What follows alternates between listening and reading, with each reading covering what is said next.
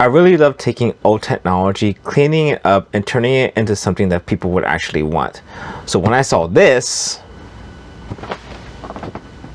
I got excited. So let me go ahead and tell you guys what is going on here. This is a system that I saw on Craigslist that I managed to secure for about $200. This is an old i7 9300 processor, a Plex server that a gentleman was using. It has 12 gigabytes of RAM on the X58 platform. I haven't opened up or used this system yet, and I really curious to see what's on the inside. Let me go ahead and alright, so what we have in here, it looks like we have a pretty good base system that I can utilize to turn into potentially a editing rig or even a gaming machine. So first off, I'm going to go ahead and look at this power supply. In the listing, it was a Lepa, which I've heard before, G series power supply.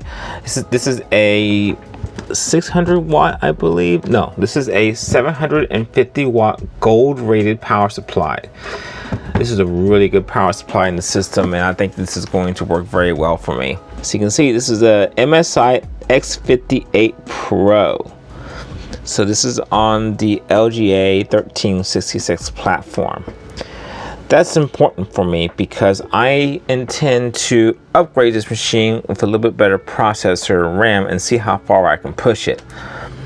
Of course, I have a all-in-one water cooler that seems to be installed upside down. Hey, I can't blame the guy. A lot of people make this mistake. I'm going ahead and fix that when I put the new processor in there.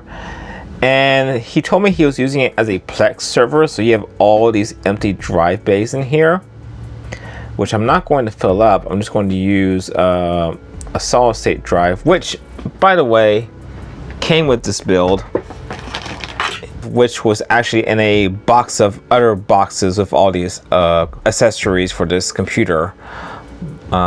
This is a Samsung 850 EVO 250 gigabyte solid state drive. So I'm going to go ahead and just leave this drive in here and try to get it to work with this, and I'll probably add a 1 terabyte drive to it. And this is an old NZXT, old school NZXT case. It's pretty solid. It has no RBG, and it has, as far as I know, and it has no side panels. You can see it's just a solid metal panel. But I have not tested this computer yet, and I haven't powered it on yet. So I'm gonna go ahead and plug it in real fast and see if I get a post into the BIOS. So as you can see, I got the computer turned on and it's working. So let me go ahead and explain exactly what I'm going to be doing with this machine. Now it already has an SSD, but I need a little bit more storage, so I'm going ahead and pop in one of my 1 terabyte hard drives in there. This graphics card has to go. I'm not sure what it is, I'm not sure what the specs are. It doesn't matter. It's not a graphics card. I'm going to replace it with this. This is the EVGA GTX 1060 graphics card.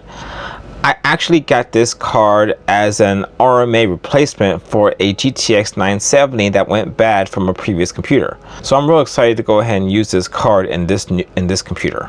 So the first thing I'm going to have to do is turn this computer off, take everything out of here because there's a lot of dust and grime and everything else in here.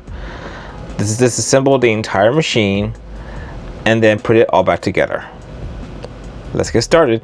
Well, here is the computer all disassembled. I had a montage of me taking it apart, but unfortunately that video got corrupted. So here's the disassembled machine. So now I have to go ahead and clean out some of the dust in here and take out that processor and replace it with the other one and put the RAM in there and get it all set up and clean this stuff and get it all nice and ready. So let's continue on.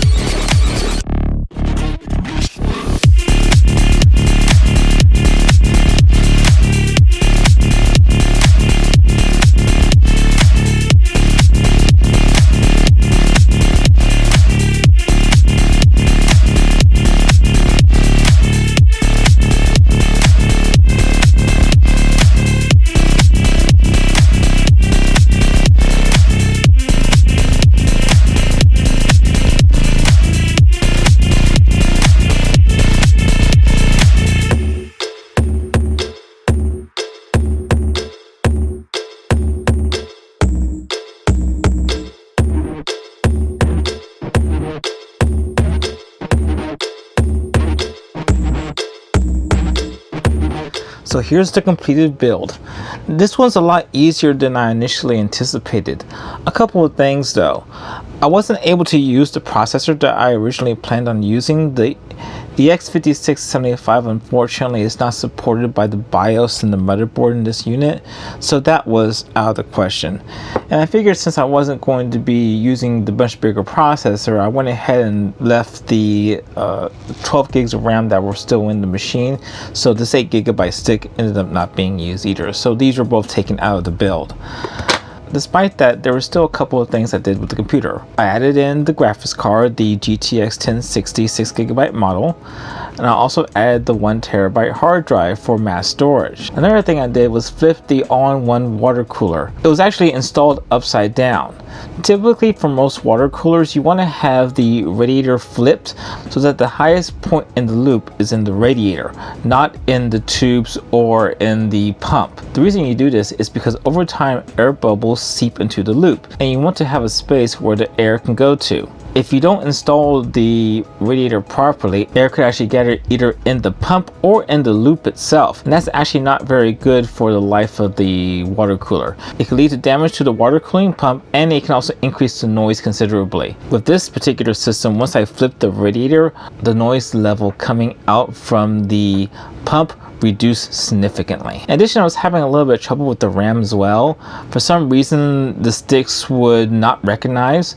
I would have 12 gigs, then it would drop to 8 gigs, and the 4 gigs, and the 10 gigs, and back and forth. I solved that by removing all the RAM sticks one at a time, placing them all back in order one at a time, and that seemed to solve the problem. The last major hurdle I had with this machine was that the bottom fan that's in this case was making a lot of noise. I just cleaned it out with my data vac, and that seemed to have solved the problem. It might have been just some gunk stuck in the bearings, and that could have been causing the issue. This older NZXT case, yes, this is an NZXT case, has some pretty neat little features on here. It has a front little panel up here on the top that you can remove for better airflow. For my testing, I removed the panel just to cool off the system a little bit better. That seemed to work very well. In addition, there's another hidden compartment where you can add an additional hard drive or hot swappable drive. I use it for my test drive. That way I don't have to worry about unplugging and replugging wires inside the case. I'll go ahead and put the price of everything that I paid for to put this machine together. The majority of the system was already there, including the copy of Windows, which was already attached to the BIOS, so that saved me a little bit of money. Overall, it cost me about $310, give or take, and I plan on selling it for around $450. I also went and overclocked the processor. The i7-930 gave me excellent scores in Cinebench and in gaming when overclocked to 3.8 GHz, and it was perfectly stable during my sessions. In fact, the scores in Cinebench were so high that it actually rivaled an i5-6400 or a Ryzen 5 2200G, which is very impressive for a processor of this age. There's plenty of life left in this machine, and anyone who purchases it, especially for basic gaming, is going to be more than satisfied with it. I'll go ahead and put the links in the video description to this. I'll go ahead and put the links in the video description for this listing. And as always, if you have any questions, go ahead and leave a like and comment below. Till next time.